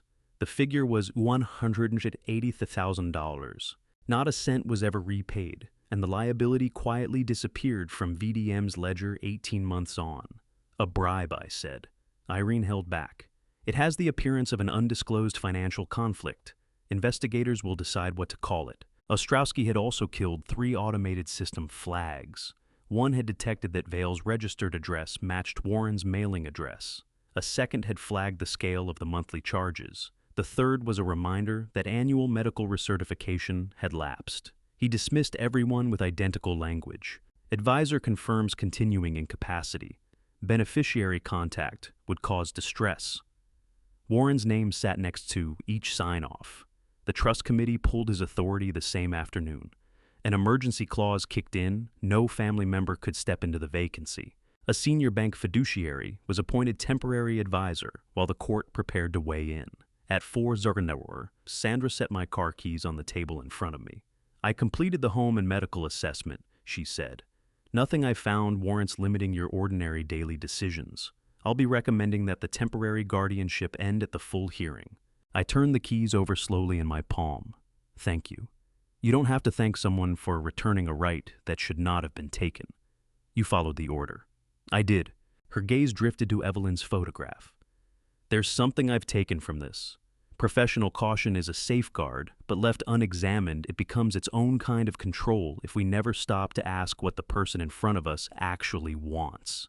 Something eased in my chest then, for the first time since the whole ordeal at the bank. Then Eugene's phone rang, a sheriff's detective. The elder exploitation report filed by the bank had landed with the financial crimes unit. They were requesting interviews and full access to the financial records. Warren and Portia were now under criminal scrutiny. Diane assumed I'd feel some measure of relief. Instead, I crossed to the kitchen sink and put my back to the room. Dad, I know what he did. Then what's wrong? When Warren was 5 years old, he took $3 out of Evelyn's purse, spent it on candy, and handed it out to every kid on the block. When we sat him down about it, he wept, genuinely couldn't understand why generosity didn't cancel out the theft. I pressed my hands against the counter's edge. I had him give back whatever candy was left and earn off the difference. Evelyn told him that a good intention doesn't wash dirty hands clean. Diane held her silence. I believed he had absorbed that. Perhaps he had at the time. Where did I lose him? You didn't make him do this. No, but I let him believe that being indispensable gave him a claim. Diane moved to stand next to me. And you let me believe that my anger made me someone worth discarding. I looked at her. If we're going to put any of this back together, she said, we can't be gentle with each other about the truth. You're right. Warren made his choices. You made yours. I made mine. Mom wasn't positioned to save us from ourselves.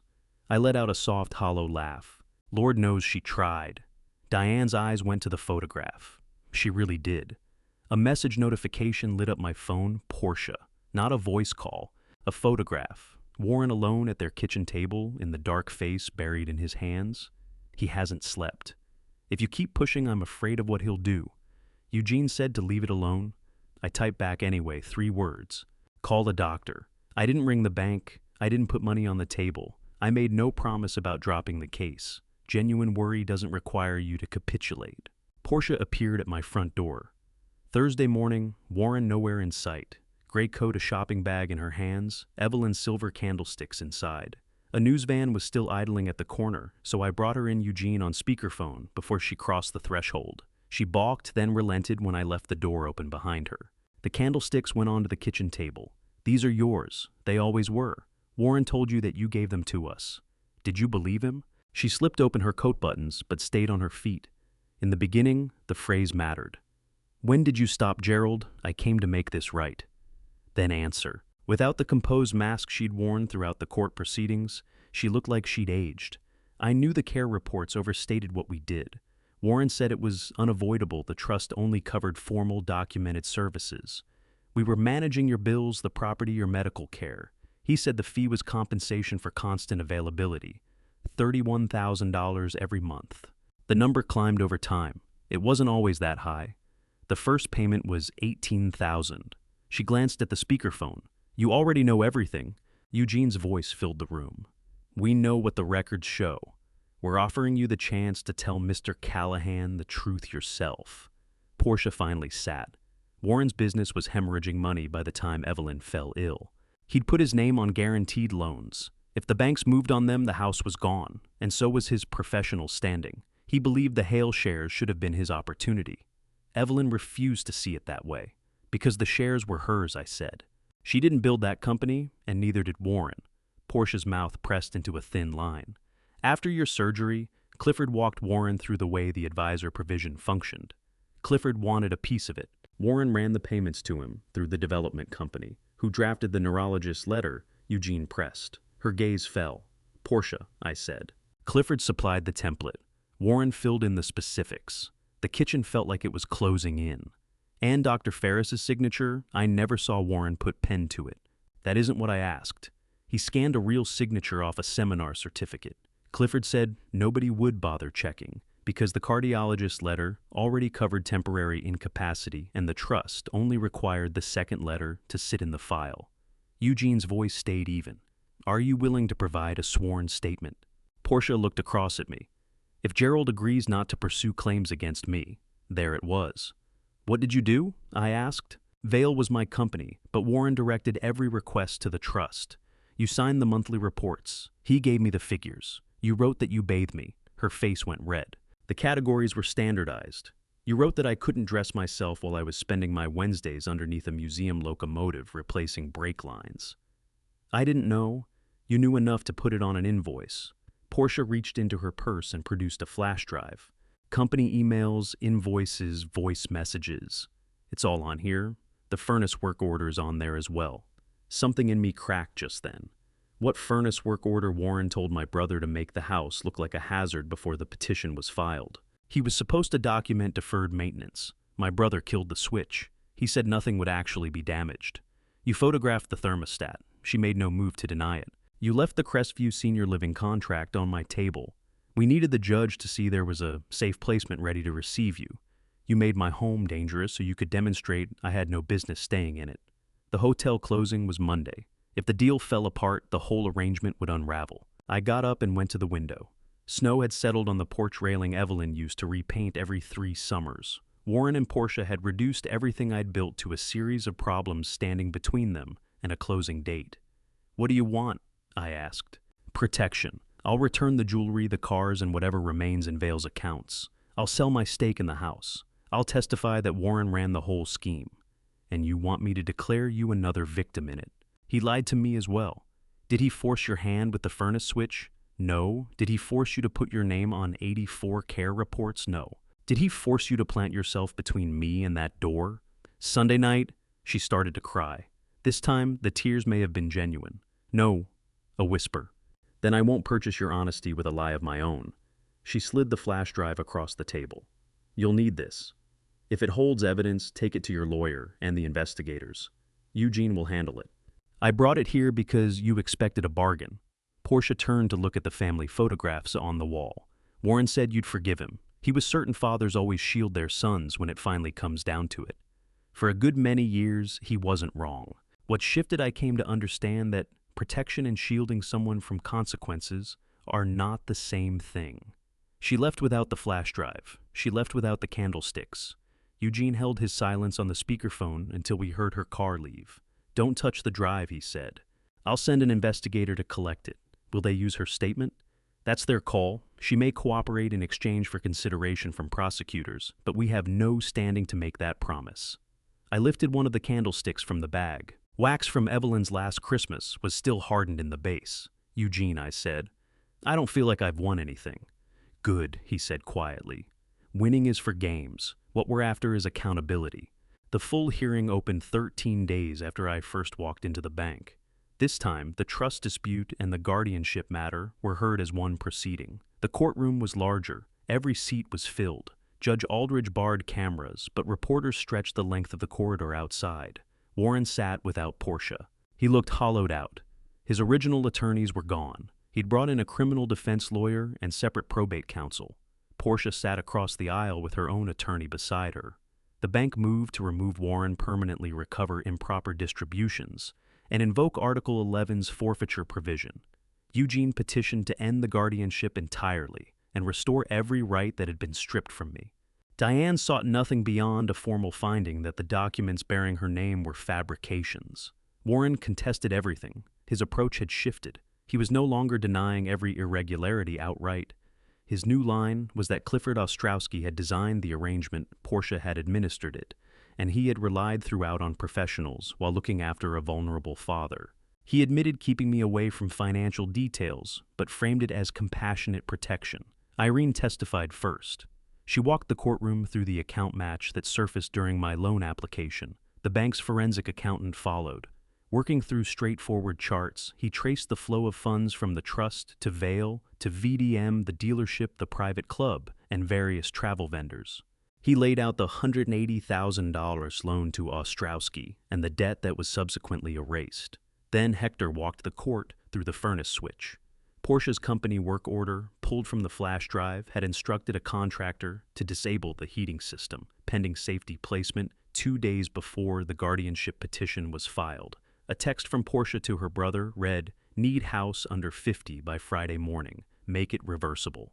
Warren's attorney objected that his client had never sent the message. Eugene agreed readily. Portia sent it. We are not claiming otherwise. He then put Warren's message to Portia on the screen, sent the evening before. Judge needs visual proof. Dad can't remain there. Have your brother handle VAC when Dad goes to breakfast. Warren looked at the display without any change in his expression. The geriatric specialist took the stand again and laid out the distinctions between grief, transient post-operative delirium, the ordinary effects of aging and dementia. Sandra described my day-to-day functioning across her 14-day assessment. She recommended that the guardianship be terminated without delay. Mr. Callahan does not need someone making decisions in his place, she said. He needed accurate information and freedom from interference. Diane took the stand.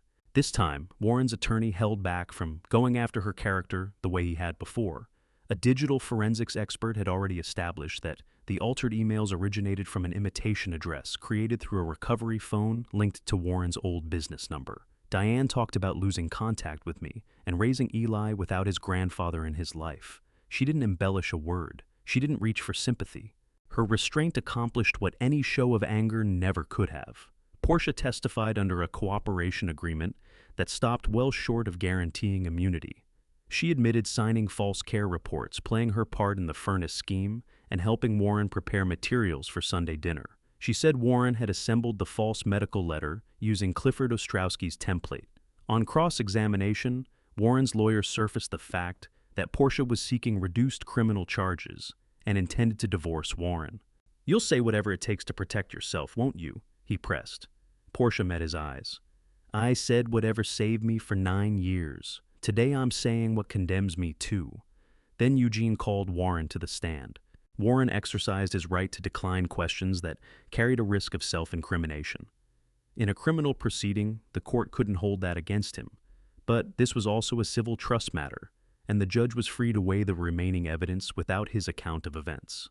Eugene played the recording from Sunday dinner. Warren's own voice filled the courtroom. The trust company needed documentation. The cardiologist's letter wasn't enough.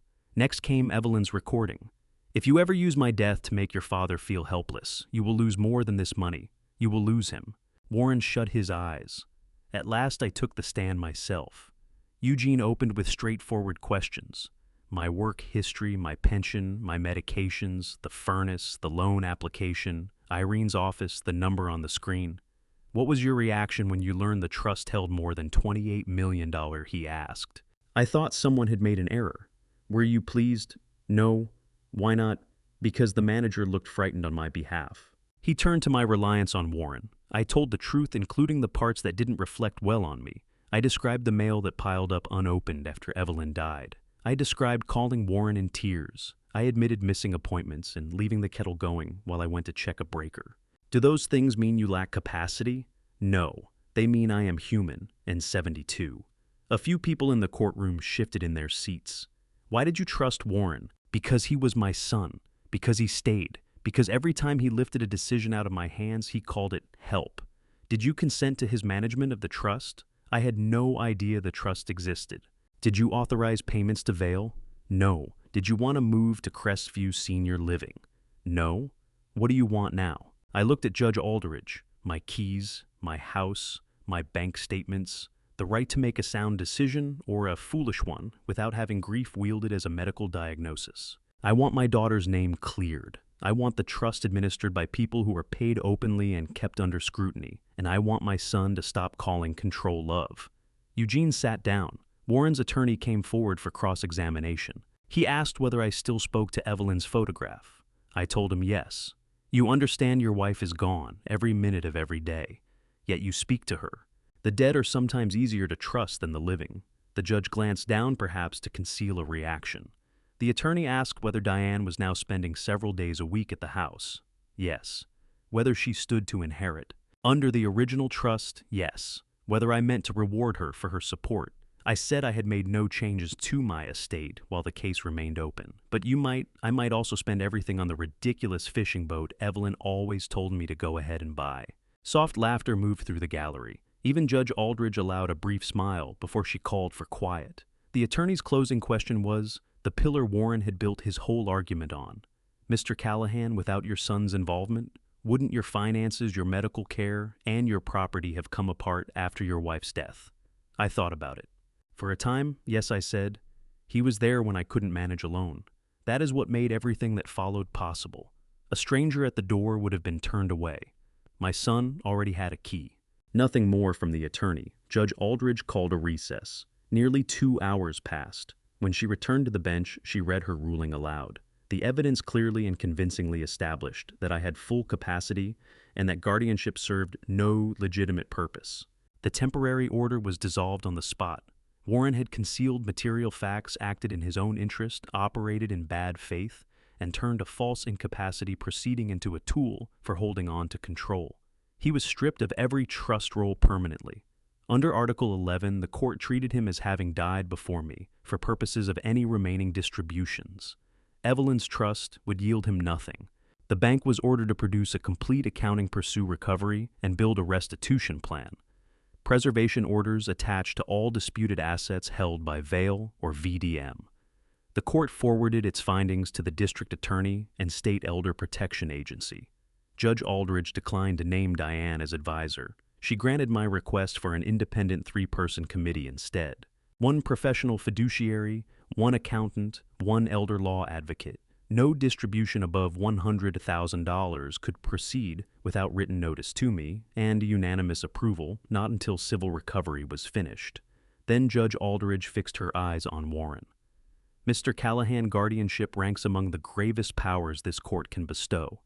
Its purpose is to shelter human dignity, not to turn a person's frailty into a point of entry. A man's age does not place his rights on the table. Warren dropped his head. The gavel struck once. My life was mine again. He was still in the corridor when the crowd thinned out. His attorneys were near the stairwell, but he waved them off and asked for a moment with me alone. Eugene positioned himself close enough to keep us in view. Diane had gone downstairs with Sandra. Something in Warren's face had shifted. The businessman's bearing was gone. The caregiver's practiced warmth had vanished too. What remained looked like my son at the end of a long illness. Thinner, frightened, uncertain whether I would move toward him or away. "Dad," he said. I waited. Portia handed them everything. Those records existed before she said a word. She cut off the furnace. "You told her to. I didn't want you to be hurt. One night, you knew I had space heaters. You knew I was sleeping in the house." He turned away. "The hotel deal would have helped everyone, not just me. You'd have had the finest room, in a building bought with my money from Portia's brother at double its worth. I could have pulled it off." His voice climbed, then he caught it. 9 years I ran that trust. The value went up. It went up under the corporate trustee. You took the fees. I kept Diane at a distance. Mom understood she was reckless. Your mother asked you to stop pitting us against each other." He flinched. "She was recording me while she lay dying. Is that fair? Truth doesn't turn unfair simply because you didn't know there was a witness." Warren's eyes filled. "They're going to charge me." "Probably. You could frame this as a private family matter. The bank already reported it. But cooperation isn't required. You could say publicly that you want no prosecution." There it was, the real request wrapped inside all the others. "What would you do if I agreed?" I asked.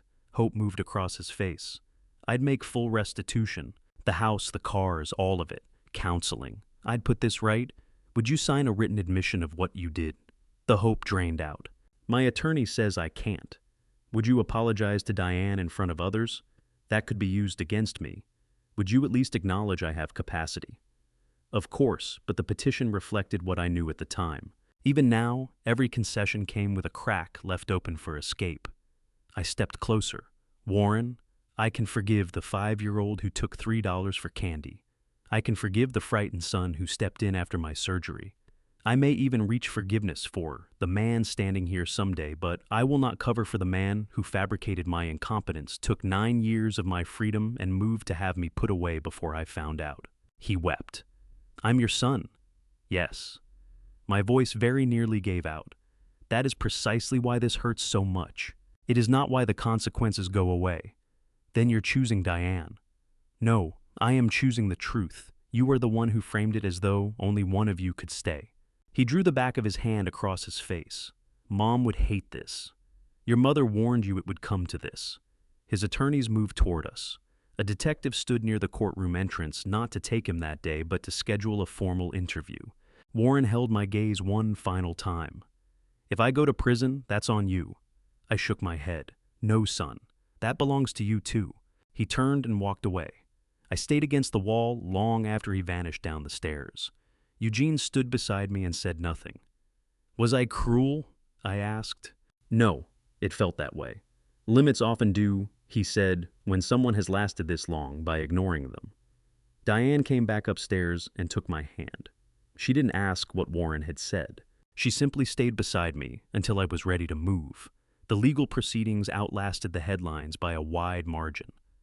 Over 14 months, investigators followed the money through Vail VDM vehicle titles, club accounts, and property transfers. The Glenfield house was sold. Both luxury vehicles were surrendered. Vail's remaining balances were turned over. Insurance held by the corporate trustee offset part of the losses attributable to its employees. When the accounting was done, the trust had recovered a little more than $3 million. Legal and forensic fees consumed a share. Because the hotel advance and proposed acquisition had never actually left the trust, the principal held close to $28 million despite everything. Portia pleaded guilty to conspiracy falsifying business records and attempted financial exploitation of an older adult. Her cooperation trimmed her sentence, but didn't erase it. She served 11 months in county custody, then home confinement and restitution monitoring. Warren turned down the first plea offer. He kept insisting that Clifford designed the scheme and Portia carried it out. Then a digital forensics expert pulled deleted drafts of the false medical letter from an old VDM backup. Warren's username was in the revision history. He entered a guilty plea before trial. The judge sentenced him to 30 months in federal custody for fraud-related offenses, followed by supervised release and imposed joint restitution obligations. Some voices online called the sentence too lenient. Others said I should have saved my son. None of them had shared a kitchen table with him at 9 years old. None had watched him stand in the yard, teaching Diane to grip a baseball. None had heard Evelyn tell him plainly that he stood to lose more than money. Justice didn't erase any of that. It simply made space for those memories to coexist with the truth. I wrote Warren once a month. I sent no money beyond what facility rules permitted for books and calls. I contacted no officials on his behalf. My letters held ordinary things. Weather repairs at the Rail Museum, Eli's baseball games, the maple dropping a limb in a storm. For 6 months, Warren didn't write back. Then an envelope arrived. Dad. Every time I try to put an apology on paper, it comes out sounding like an excuse. Every version has a reason in it. Mom died, the business collapsed. Clifford showed me a loophole. Portia wanted the house. You needed help. Diane resented me. All of it happened, but none of it moved my hand across your name. At first I told myself I was holding authority temporarily. Stabilize things, make more, put it back before you noticed. Then I got used to being the one everyone had to come to. When you thanked me, I felt strong and sick with myself at the same time. The shame pushed me to conceal more, which meant needing more control. I don't expect forgiveness. I just want you to know I finally see it. You were not the weak one in our family. I was. Warren, I read it 3 times. Then I placed it in the drawer alongside Evelyn's letter, not because the two were equal, but because truth had finally found its way into both. Diane and I rebuilt slowly. I didn't hand her a large check and call the damage repaired. We started with Wednesdays. She and Eli came to the Rail Museum after school. I walked Eli through the difference between a locomotive motor and a generator. Diane brought sandwiches. Sometimes we talked about the years we'd lost. Sometimes we didn't. When the college reinstated her, I sat in the audience at her first public lecture. She introduced me simply as her father. The words felt like an honor I was still trying to earn. I raised the question of whether she'd want to serve as a future trust advisor. She said no. Good, I told her. Your mother would approve. We rewrote my estate plan with independent counsel. Diane kept her place as a beneficiary, but the arrangement barred any family member from directing another person's medical care or finances. Warren's forfeiture under Evelyn's trust could not be undone. My personal will set aside a modest supervised education fund for future grandchildren and a box of old photographs. Handing him wealth wasn't something I was prepared to do. Erasing him entirely wasn't something I could do either. Working with the trust committee, I launched the Callahan Voice Project, seeded with $5 million. Its purpose was funding independent legal and financial reviews for older adults caught up in questionable guardianship proceedings or targeted for exploitation. Irene joined its advisory board. Sandra taught volunteers to lead with one essential question before any talk of protection. What does the older person want? Eugene turned down every offer of a salary. He'd show up to meetings, he said, as long as the coffee was worth it. Come spring, I fixed the porch. I pulled out the furnace, too. It hadn't quit yet, but I couldn't have that machine groaning under the floorboards. Its noise threaded through everything Warren had tried to do. The new system cost $7,600. I wrote the check myself and filed a copy. Then I bought a fishing boat. Ridiculous, maybe not entirely. It was a used 19FT aluminum fishing boat with a reliable motor and enough room for 3 people. I named it Evelyn's Argument. Diane spotted the name and laughed. She would hate that, she said. She would pretend to. Eli buckled on a life jacket 2 sizes too vivid and asked whether trains could tow boats. I told him almost anything can be moved once you figure out where the force comes from. 2 years after I first walked into Harrow Valley, Savings Irene asked me to address a training session for bank staff. I didn't walk them through fraud detection specialists handle that. I told them what it feels like to be the one on the other side of that desk. Do not assume an old coat means poverty, as I said. Do not assume a large balance means freedom. And when a relative fields every question on an older person's behalf, find a respectful way to speak with that person alone. Afterward, a junior loan officer asked what I would have done if the furnace had kept running. The question stayed. Maybe I'd have found the truth eventually. A bank statement might have surfaced with the wrong name.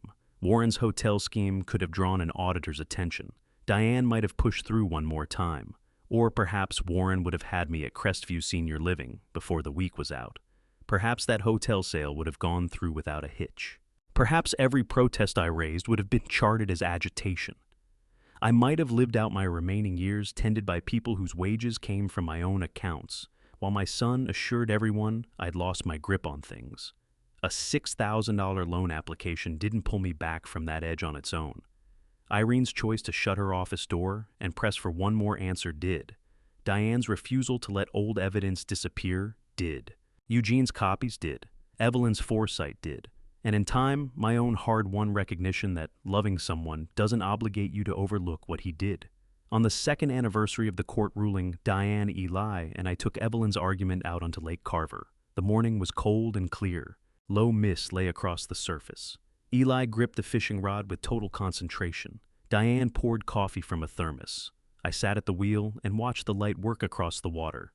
"Grandpa," Eli said, "Mom says you're rich." Diane nearly lost hold of her cup. "I did not say it like that," I laughed. "Your mother is right, just probably not for the reason you think." He frowned. "Do you still have $28 million children ask the questions adults decorate?" "Something close to that," I said. "Then why is your car so old?" "Because it starts." He thought about that and nodded. "And because money is a tool," I added. "If you let it become the one in charge, it will make terrible decisions." Diane looked toward the shoreline. "That sounds like Grandma." "Most of my good ideas do." Then Eli's line snapped taut. He shouted and cranked the reel. The fish was tiny, barely the length of my hand, but he celebrated as though he'd dredged up treasure. I helped him work the hook free. He wanted to keep it. I told him it was too small. "But I caught it," he protested. "That doesn't mean it belongs to you forever." Disappointment crossed his face. He knelt and lowered the fish back over the side. It caught the light once and was gone. Diane rested her hand on my shoulder. For years I'd believed peace required holding the family together, whatever the cost. I know better now. Peace is not a sealed room, a swallowed objection, or a lie no one will name. Peace is inhabiting your own life without needing permission. I still loved Warren. Some mornings that love felt like grief. Some evenings it felt like hope. Forgiveness, I learned, was not a door I had to open before I was ready. It was a road I could travel without carrying him on my back. Diane and I couldn't recover the 8 years we'd lost. We could only refuse to surrender the next 8. The money went to lawyers, repairs, restitution, and possibilities I'd never imagined. But the most valuable thing returned to me didn't appear in any ledger. It was my voice. The voice Warren had described as confused. The voice I'd kept low to avoid conflict. The voice that stood up in a courtroom, faced a bank, and told my own son plainly that I was still here. Heading back across the water, my mind went to that first question in Irene's office. "Why are you asking us for $6,000? I'd walked in thinking I needed a furnace fixed. I had no idea I was about to take my life back. That is where Gerald's story finally comes to rest. Not in a courtroom, not in a dollar amount, but in the quiet knowledge that his own voice was never as lost as someone needed him to believe. This road cost years. It cost a relationship with a son. It cost the kind of trust that once broken at that depth does not fully rebuild. But I believe God places certain people in Irene, Diane, and Eugene exactly where they need to be, at exactly the right moment. Evelyn's quiet foresight and the loyalty of those around Gerald were not accidents. The truth found its way out because enough people refused to let it be buried. If these father stories have taught me anything, it is this. Do not sign what you have not read, and do not let urgency replace your own judgment, not when it comes to money, property, or your name on a legal document. Keep your own records. A copy filed in your own hand in your own space is worth more than any promise made in a hallway. If someone who claims to love you is also the one answering every question on your behalf, pay attention to that. Love does not require a gatekeeper. And if you ever feel the way Gerald felt, surrounded, doubted, worn down, know that asking one honest question to one honest person can change the entire direction of what comes next. This is the kind of dad's revenge that does not come from anger. It comes from outlasting the people who counted on you to give up. If this story moved you, I hope you'll share it with someone who needs to hear it today. Leave a comment below. I read them, and your thoughts matter to me. And if you haven't already, please subscribe to His Hidden Revenge. There are more stories like this one waiting for you. Thank you for spending this time with me. Take care of yourselves, and I'll see you in the next one.